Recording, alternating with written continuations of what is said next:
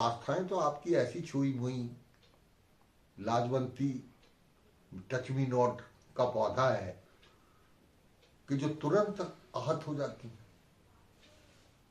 अरे आस्थाएं ना हुई, कोई बिल्ली हो गई।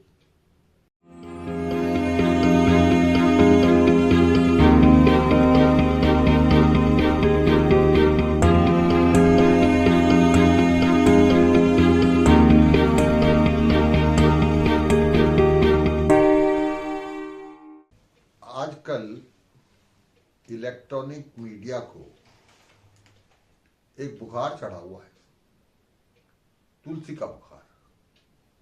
तुलसी के जहरीले और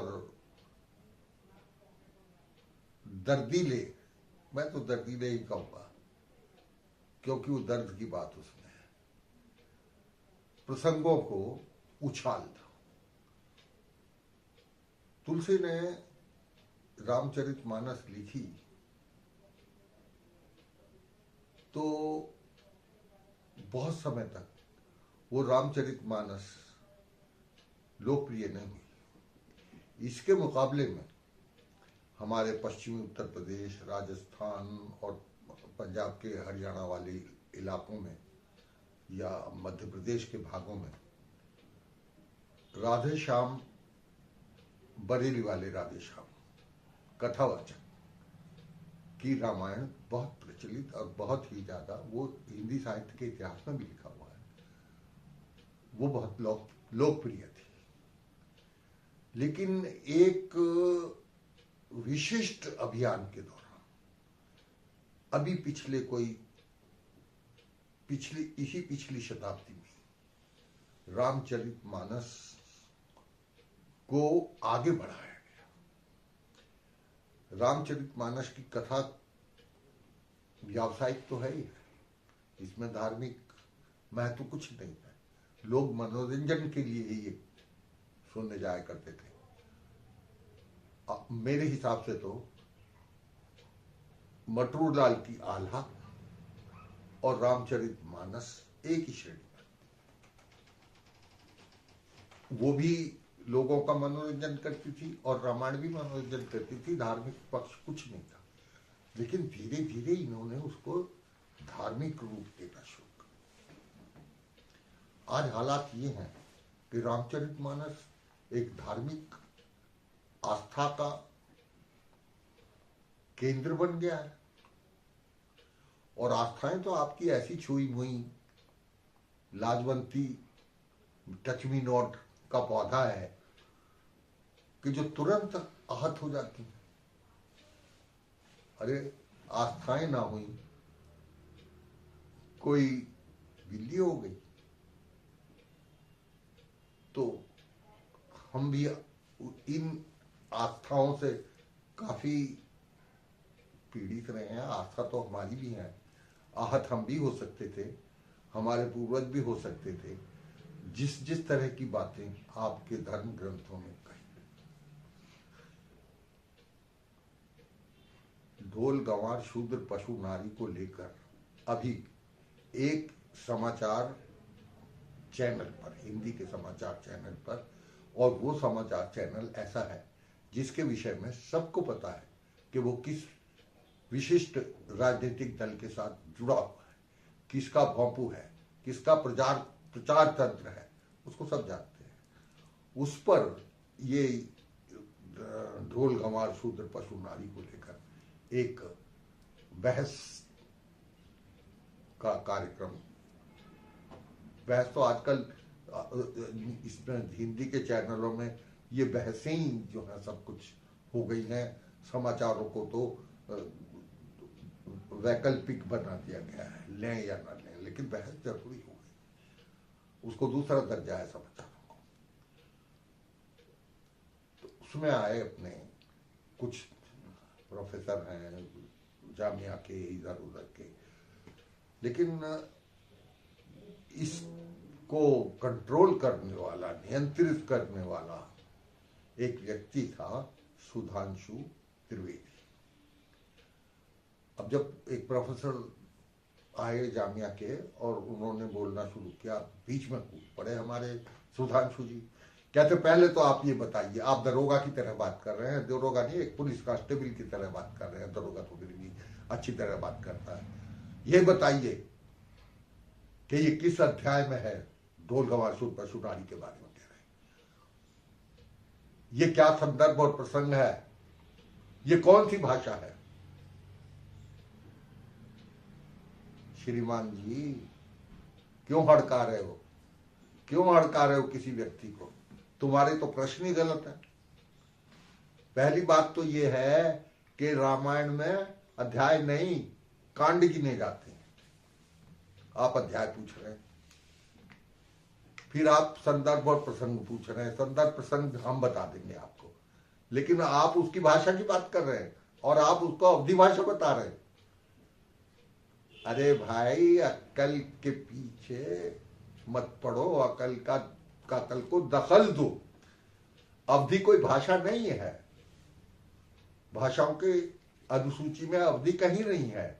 अवधि तो डायलेक्ट है, अवधि तो एक बोली है, और तुम उसको भाषा बता रहे हो। उसके पीछे मकसद क्या है? तुम ये कहना चाहते हो कि जो वो प्रोफेसर आया है कि तुम अवधि नहीं जानते, तुम्हें अवधि के मायने, अवधि के इस शब्द का, ये शब्द अवधि में लिखा हुआ है और तुमको उसका अर्थ नहीं पता है।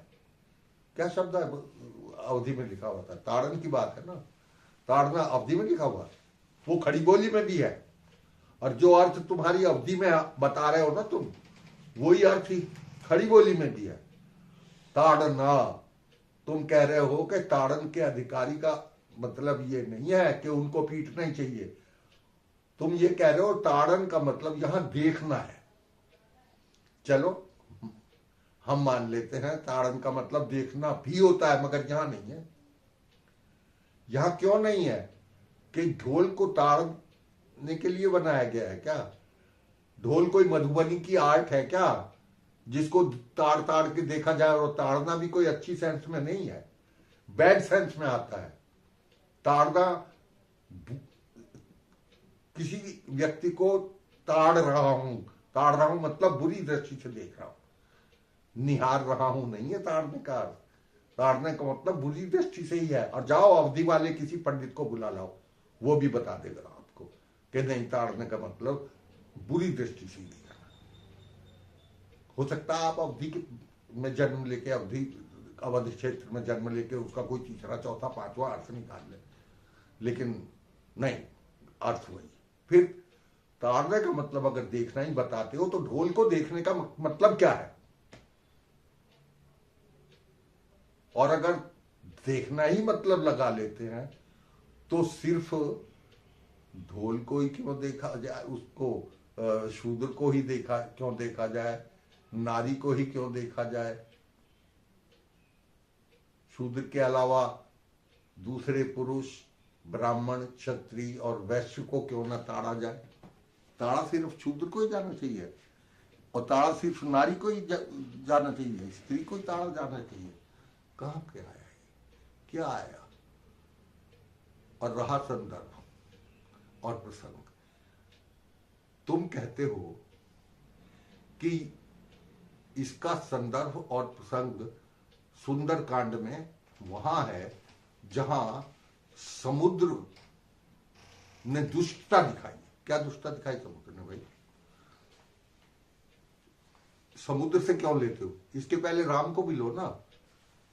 जब समुद्र रास्ता नहीं दे रहा था तो ये राम ने कहा लक्ष्मण से, विनय न मानत जलधि जड़ गए 3 दिन बीत, लक्ष्मण बाण संहारी हो भाई बिन होत न प्रीत। कितना अच्छा सिद्धांत रामचंद्र जी ने पेश कर दिया। भाई बिन प्रीत नहीं होती, प्रीत में भय को घुसा रहे हैं। ये प्रीत हुई, भय से जो होती है वो प्रीत कहलाती है क्या? भय बिन होत न प्रीत। अब आपने भय दिखाया, समुद्र को सूखने का इंतजाम किया, लक्ष्मण से तीर चलवाया, और आप कह रहे हैं दुष्ट है, खल है समुद्र।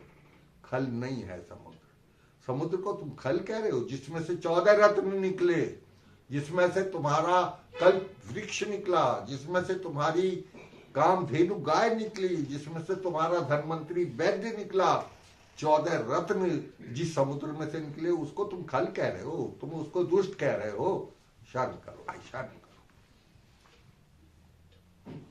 आपके अर्थ आपको ही शोभा देते हैं, किसी भले आदमी को ये ऐसे शब्द शोभा नहीं देते। फिर आपने एक चीज और कही, अधम जात में शिक्षा पाई। अधम का मतलब अधार्मिक बता रहे हो। संसार का कौन सा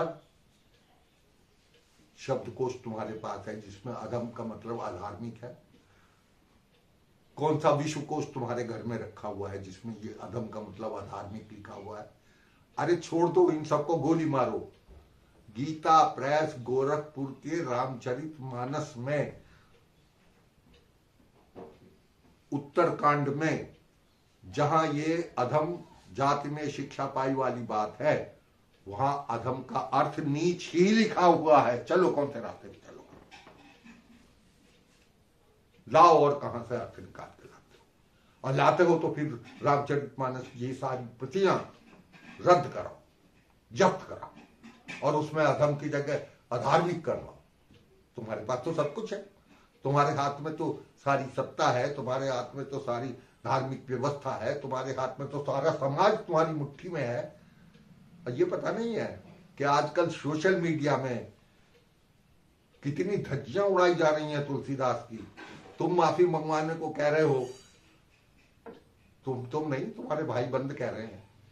तुम माफी मंगवाने को कह रहे हो बिहार के मुख्य एक मंत्री से, जिसने ये अधम जात में शिक्षा पाई वाला प्रसंग छेड़कर बताया था।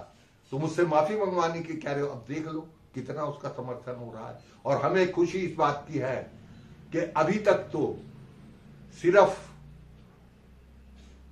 छोटी जातियां, अछूत जातियां ही रामचरितमानस का विरोध किया करती थी, लेकिन आज मध्य जातियां, जो पिछड़ी जातियां हैं, जिनमें प्रमुख जातियां हैं यादव, वो निकलकर सामने आए और उन्होंने रामायण की पुर्जे पुर्जे उड़ानी शुरू की। अब जरा समझ जाइए, अब जरा होशियार हो जाइए। एक गजर बज गया है, एक घड़ियाल बज गया है तुम्हारे खिलाफ, उसको रोकिए। उस खतरे से आंख बंद करके मत बैठिए।